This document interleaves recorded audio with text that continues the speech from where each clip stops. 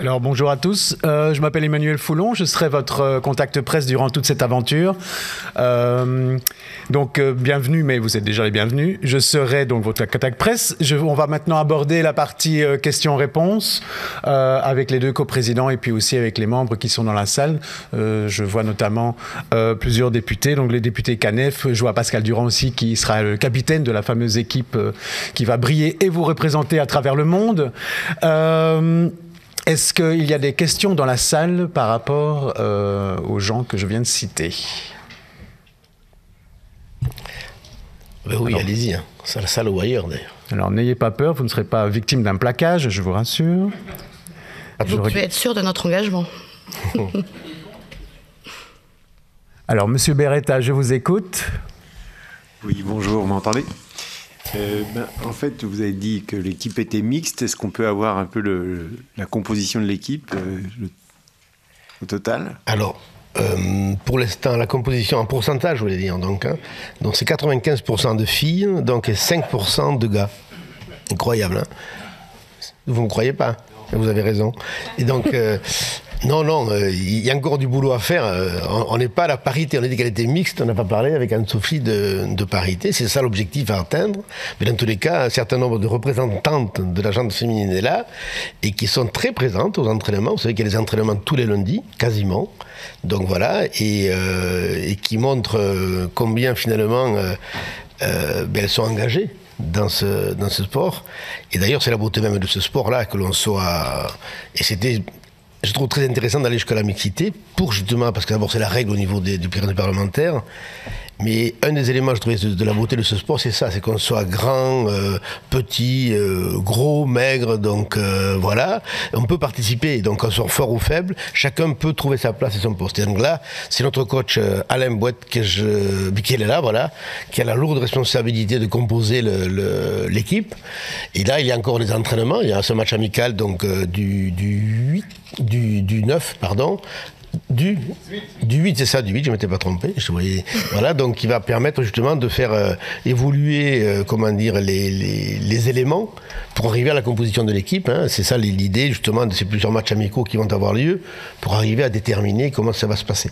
Il y a moins de filles que de garçons, voilà, pour vous répondre plus précisément. Mais elles sont tout aussi engagées que les garçons, voire plus. Alors, d'autres questions dans la salle, je vais commencer par ici. Alors, moi je vois sur WhatsApp, je viens de recevoir une question de TV5 qui me demande ce que vous allez faire d'un point de vue financier avec l'argent qui va être généré par les entrées ou par les matchs de manière générale. La question se pose à tous les deux.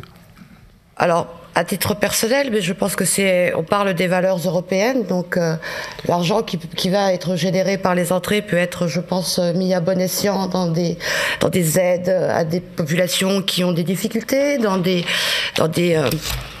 c'est ce que font nos collègues en fait au Parlement néo-zélandais. Au Parlement néo-zélandais, l'équipe parlementaire du rugby souvent apporte les fonds qu'ils touchent pour les matchs à des enfants en difficulté, à des associations en difficulté, pour porter les valeurs de la Nouvelle-Zélande, les valeurs de solidarité de l'équipe. Et je pense qu'ici, nous allons faire la même chose, puisqu'évidemment, si nous voulons être dans ce que nous souhaitons de cette équipe qui est aux valeurs de l'union et de la solidarité, il est de notre devoir d'en faire bon usage et la même chose. Si je peux me permettre de compléter, Anne-Sophie, c'est un engagement aussi qui est dans notre règlement intérieur, je vais en dire deux mots, c'est-à-dire que les bénéfices produits lors des matchs de gala que nous allons produire iront de façon très claire donc, aux associations caritatives. Et d'ailleurs, le 18 mars, décidément, puisque donc on va rencontrer à Paris, on va jouer contre le 15 parlementaire français, enfin les gens qui sont là le savent pour la plupart, mais pas les journalistes bien sûr, donc c'est notre première sortie, je dirais, officielle finalement, et donc les bénéfices de cette rencontre donc iront à une association qui s'occupe donc des femmes sans-abri, pour être très clair, donc voilà, et dans tous les cas l'état d'esprit est celui-ci. Pour élargir la réponse, si je peux me permettre, donc voilà, c'est que d'abord, bien sûr, on a édité, comme l'a dit Anne-Sophie, au regard de l'esprit comment dire, de ce que portent les valeurs de rugby, une règle très claire. Donc, sur la question, bon, vu le contexte en plus, donc, mais dans tous les cas, c'est déjà formalisé donc, avant, les derniers événements qui ont touché le Parlement. Mais il est clair qu'il n'y a pas d'abord d'argent du Parlement européen. Donc voilà, on fonctionne sur les cotisations. Comment ça fonctionne déjà? Donc sur les cotisations des membres, donc les parlementaires et l'ensemble des membres, bien sûr. Nous avons quelques partenaires qui sont amenés à s'élargir. Donc Carterbury, pour ne citer que donc pour la partie des équipements, donc aujourd'hui. Et alors je reprends mes notes du coup parce que je ne veux pas en oublier. Donc Penta. C'est ça, donc, qui sont aussi là-dessus. Mais sur des règles éthiques aussi qui nous ont animés tout au long du processus de la mise en œuvre de l'équipe, bien sûr, on a respecté, je dirais, les fondamentaux du Parlement européen, c'est-à-dire en gros autour du Green Deal. Donc il n'y a pas de cigarettiers, nous n'accepterons pas de cigarettiers par exemple, ni de compagnies aériennes dans les partenaires, dans les mécènes, tous ceux qui effectivement donc peut déroger finalement au choix politique donc de l'Union. Qui ne seront refusés, mais c'est écrit dans notre règlement intérieur, que l'on peut d'ailleurs vous envoyer à ceux qui le souhaiteraient de façon très, très explicite. Alors, je reçois une autre question de Sud Presse. Elle me fait rire, mais la réponse va sûrement être très sérieuse. La question, c'est, je cite, « Êtes-vous suffisamment en forme ?» Alors, je vous interroge, je me fais...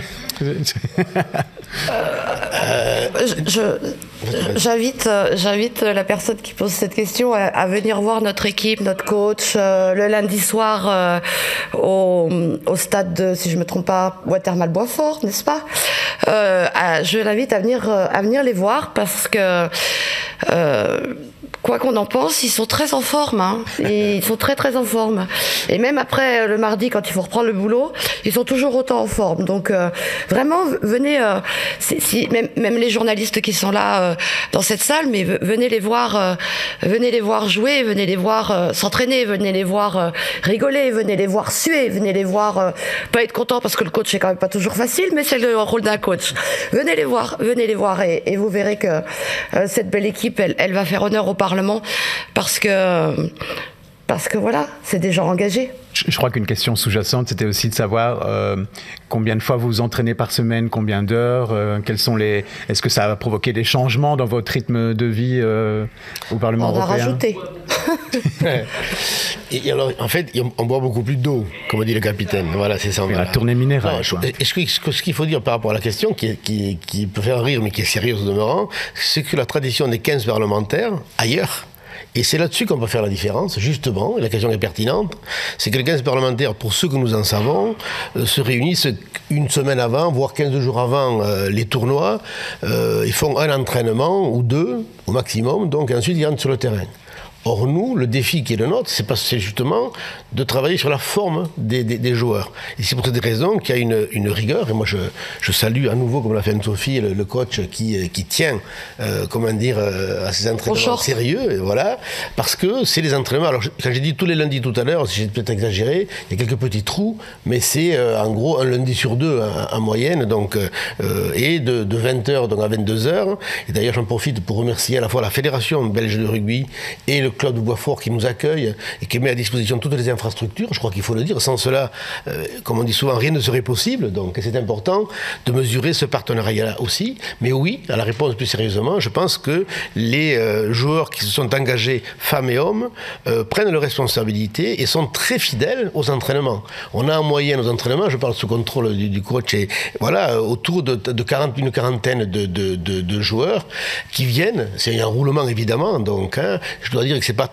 toujours facile parce que c'est le lundi soir pour les parlementaires, parce que souvent on arrive de nos pays respectifs, donc et c'est vrai que c'est pas toujours aisé de participer aux événements, mais là en l'occurrence je dois saluer donc un d'entre nous qui c'est une raison pour laquelle on l'a pensé à lui comme capitaine, au-delà de ses qualités rugbystiques donc intrinsèques, et c'est parce qu'il est fidèle donc à la quasi, il a participé à tous les entraînements depuis le début, il faut le dire, jusqu'à présent, voilà, donc la suite c'est à venir donc, mais dans tous les cas, oui, je pense qu'on sera au rendez-vous physique, dans tous les cas, du tournoi.